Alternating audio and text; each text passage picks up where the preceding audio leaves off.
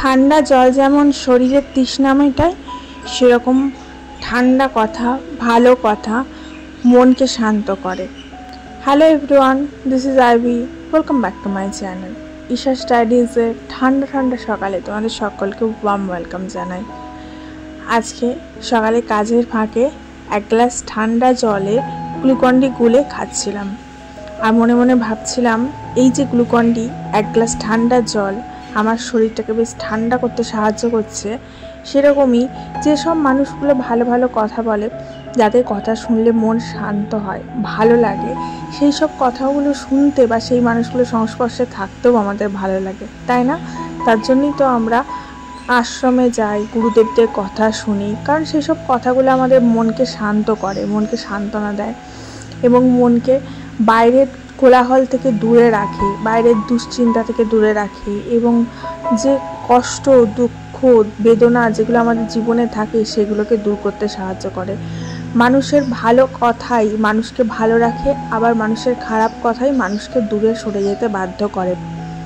একটা গাছকে যদি মারতে হয় তাহলে সেই গাছকে কাটার দরকার নেই, সেই গাছের কাছে গিয়ে তাকে প্রতিদিন যদি খারাপ কথা বলা যায় তাহলে সেই গাছটা আমনি শুকিয়ে যায়, কারণ এই কথাগুলো মানুষের মনে গিয়ে বাঁধে। কিন্তু যদি বাইরের লোকের কথা হয় সেটা কিন্তু বেশি মনে বাঁধে না, যদি তোমার নিজের লোকের কথা হয় সেটা মনে বেশি বাঁধে। সেরকমই নিজের জীবনে এমন একজন কেউ, একটা কোনো বন্ধু, কোনো সাথী বা কেউ একজন থাকা দরকার, যার সাথে কথা বললে মনটা শান্ত হবে, মনটা ভালো হবে। ছোটোবেলায় মনে পড়ে এরকম স্কুল ড্রেস নিয়ে কতই না আমাদের এক্সাইটমেন্ট কাজ করত। আজকে মেয়েটার নতুন স্কুল ড্রেস গোছাতে গোছাতে ভাবছিলাম যে ছোটোবেলায় নতুন ব্যাগ, নতুন স্কুল ড্রেস, নতুন টিফিন বক্স, নতুন ওয়াটার বোতল এইসব পেলে আমরা কত খুশি হয়ে যেতাম, ঠিক যেমন আমাদের বাচ্চারা এখন খুশি হয়ে যায়। প্রতি বছর বছর নতুন নতুন জিনিস দেওয়াটা প্রয়োজনীয় নয়, কিন্তু কি হয়, খুব ছোট বাচ্চা তো এখন খুব কম বয়সী বাচ্চাদের ক্লাস 1 হয়ে যায়, যেটা আমাদের সময় 5 ক্লাসে ক্লাস 1 হতো, সেটা এখন তো ওরা 2.5-3 বছরেই ক্লাস 1 হয়ে যাচ্ছে। তো সেক্ষেত্রে আমার মনে হয় যে একটু বাচ্চাদের প্যাম্পার করার জন্য, একটু বাচ্চাদের স্কুলটা ইন্টারেস্টিং করাবার জন্য এগুলো নেসেসিটি। কারণ ওদের স্কুলে, অন্যান্য স্কুলের ব্যাপারে জানি না, ওদের স্কুলে না একটা খুব বাজে নিয়ম হচ্ছে যে দুই বন্ধুর মধ্যে যে একটু গল্প করবে, একটু কথা বলবে, সেটা অ্যালাউ নয়। যখনই দেখে ওরা যে দুটো মেয়ে বা দুটো ছেলে বা একটা ছেলে একটা মেয়ে, ওদের যেহেতু কোয়েট স্কুল, দুজনের মধ্যে খুব বেশি বন্ধুত্ব হয়ে গেছে, তখন দুজনকে আলাদা করে দেয়। যেমন আমার মেয়ের বেস্ট ফ্রেন্ড হচ্ছে ঐশানীর পাশে বসে ও খুব গল্প করতো, তখন আবার ওদের দুজনকে আলাদা করে দিল। ইভেন ওর ম্যাডামও আমাকে বলে যে ওরা যেন দুজনে এক আত্মা, দুটি জান, এরকম একটা ব্যাপার, এত গল্প করে।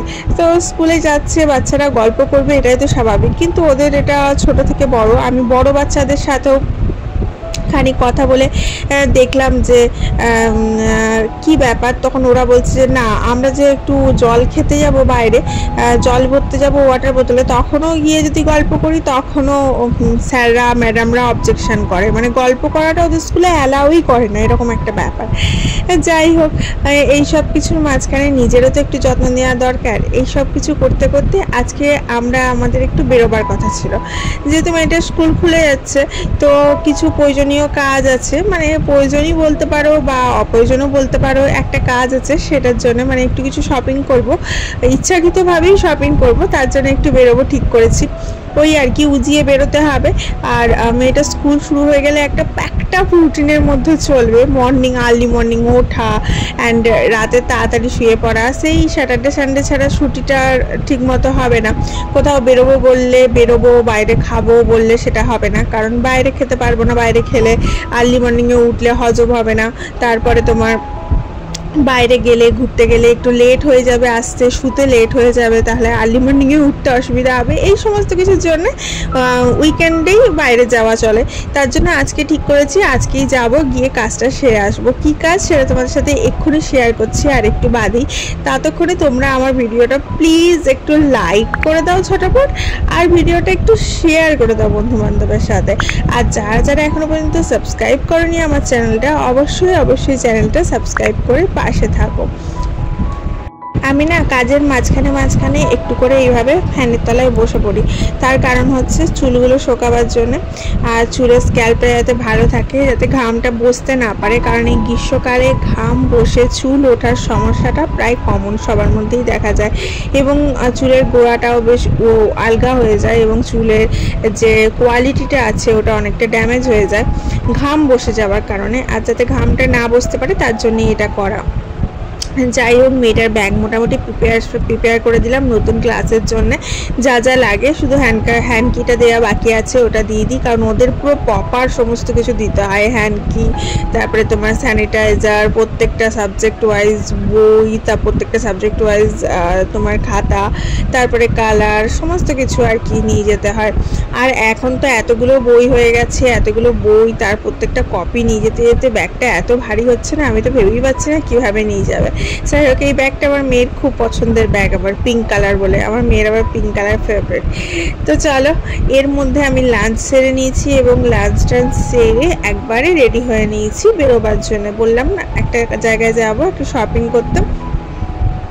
তো রেডি হয়ে এই নতুন পারফিউমটা কিনেছে আমার হাজব্যান্ড, তো আমি ভাবলাম আমি একটু ট্রাই করে দেখি কেমন। ভীষণ সুন্দর জানো তো, প্যাকেজিংটাও খুব সুন্দর, আর সেন্টটাও ওভারঅল কিন্তু ভীষণ সুন্দর। এই দেখো, এটা ব্লু কালারের, দেখতে ভীষণ সুন্দর। আমি না এই ফার্স্ট টাইম ট্রাই করছি, কিন্তু বেশ আমার লাইট লাগলো। আমি না খুব উগ্র জাতীয় পারফিউম যেটা, সেগুলো লাগাতে পারি না, কারণ খুব একটা বেশি পারফিউমের গন্ধ আমার পছন্দ নয়। আমার খুব লাইট, একদম পাউডারের মতো লাইট হবে, সেগুলো আমার খুব পছন্দ। একদম মাইল্ড যেটা হবে সেটা খুব পছন্দ।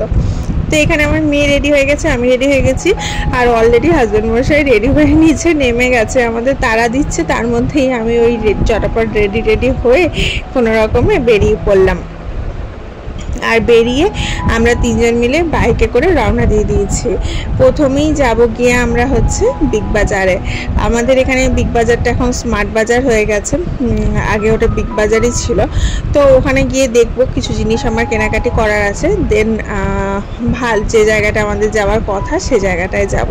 বাইক রাইড করতে না আমার ভীষণ ভাল লাগে, আর বরের বুলেটে চেপে যাওয়ার মজাই আলাদা। বুলেটে যেতে বেশ মজা লাগে, বুলেটের আওয়াজটাই না একদম ডিফারেন্ট অন্য বাইকের থেকে, একটা ইউনিক টাইপের আওয়াজ দেখবে, এবং এই আওয়াজটা না একটা মানে কারে আর কি, মানুষের মনটা কারে বলে না, কোনো কিছু আওয়াজ শুনলে বা কোনো কিছু কারে, সেরকম। আর আমার না ফোর হুইলারের থেকে বাইকে রাইড করতে বেশি পছন্দ, বেশি ভালো লাগে। আর এটা হচ্ছে আমাদের এখানকার সব থেকে ফেমাস শিব মন্দির পেরোচ্ছিলাম, তোমাদেরকে দেখিয়ে দিলাম। আর এখানে আমি এখন তাওয়া নিচ্ছি। আমি ঠিক করেছি যে একটু চিলার টাইপের হয় না, ওগুলো টিফিনে দিলে বাচ্চাদের খুব হেলদি হয়, একদম আর্লি মর্নিং স্কুল তো, তার জন্য হচ্ছে চিলার করবার জন্য আমি এখানে তাওয়া দেখছিলাম। দেন আমরা গেলাম মোমো খেতে। আমার মেয়ে যেখানেই যাক না কেন খালি মোমো ট্রাই করে, ওর মোমো হচ্ছে সব থেকে ফেভারিট ফুড। মোমোজি বলি, ওই জন্য আমরা ওকে মজা করে, ও ভীষণ মোমো খেতে ভালোবাসে। তো এখানে নিয়ে নিয়েছি মোমো, চিকেন মোমো, তবে মোমোগুলো একটু ঝাল ছিল। কিন্তু এই স্মার্ট বাজারে, দুর্গাপুরে আর কি সিটি সেন্টারে আর স্মার্ট বাজারের অপোজিটে যেখানে মোমো করেন না, মোমোগুলো খুব টেস্টি হয়। দেন চলে গেছিলাম আমার হাজব্যান্ডের ওয়াচ কিনতে। ইয়েস, এই যে দেখতে পাচ্ছ এই ওয়াচগুলো ওর একটা অলরেডি রয়েছে, এবং সেটা থেকে আরও একটু কস্টলি ওর ইচ্ছা ছিল নেওয়ার, তো সেটা নিতেই আমরা চলে গেছিলাম। তো এখানে অনেকগুলি ও ট্রাই করেছিল, তার মধ্যে এই তিনটে ও বার করেছিল যে এর মধ্যে কোনটা চয়েস করবে বুঝে উঠতে পারছিল না। এটা খানিকটা রোলেক্স লুক দিয়েছে, দারুণ সুন্দর লাগছিল আমার এটা খুব পছন্দ হয়েছিল। তো তোমরা যদি কেউ গেস করতে পারো এই তিনটের মধ্যে কোনটা ও নিয়েছে তো আমাকে জানিও। আর এটা হচ্ছে ব্ল্যাক, এটা ওর খুব পছন্দ হয়েছিল, ব্ল্যাকের ওপরে ছিল বেশ। ও অনলি ক্রনিক্যাল ওয়াচের মধ্যেই ভেরিয়েন্ট দেখতে চেয়েছিল, আর ব্ল্যাকটা বেশি করে প্রেফার করছিল। যাই হোক, এখানে আমাদের শপিং কমপ্লিট হয়ে গেছে, আর ওটা অ্যাডজাস্ট করতে দেওয়া হয়েছে ওয়াচটা। আমি অলরেডি একটা পরে আছি করে হাতে, আমি আর নেব না, কিন্তু তবুও দেখতে তো ইচ্ছা করে, তার জন্য এদিক ওদিক সেদিক ঘুরে দেখছিলাম। বেশ ভালো লাগছিল ওদের কালেকশানগুলো, টাইটানের ভালো কালেকশান ছিল। তো আমাকে বলছে ম্যাডাম আপনিও একটা নিয়ে নিন। আমি বললাম থাক, আমি ঘড়ি পরি না, যে পরে সে নিক। আর আমার হাতে ঘড়িটা ঠিক শুটই করে না, বসেই না। আমার হাতের রিস্ট এতটা সরু যে আমি চয়েস করে একটা ঘড়ি কিনবো সেটাও আমার হাতে ঠিক শুট করবে না, মানে এতটাই সরু, শুধু ডায়ালটাই দেখা যায় আমার হাতে। যাই হোক, এই দেখো ঘড়ি টড়ি নেওয়া হয়ে গেছে, এখন বাড়ির পথে রওনা দেবো। অ্যান্ড এটা হচ্ছে আমাদের সিটি সেন্টার এরিয়া। দেখা হচ্ছে কালকে। ভালো থেকো সবাই, লাভ ইউ।